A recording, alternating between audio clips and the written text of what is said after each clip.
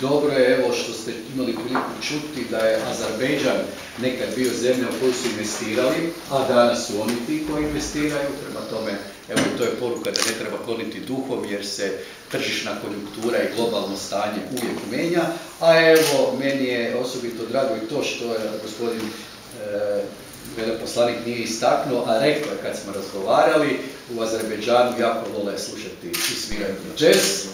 Croatia have had excellent relations. We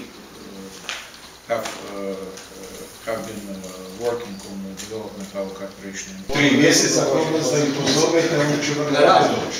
U idućem broju pišemo kako žecu koja je vrlo interesantna za Baku i za Evropu. Evo, dobra ideja. Hvala lijepo još jednom, hvala predstavnicima medija.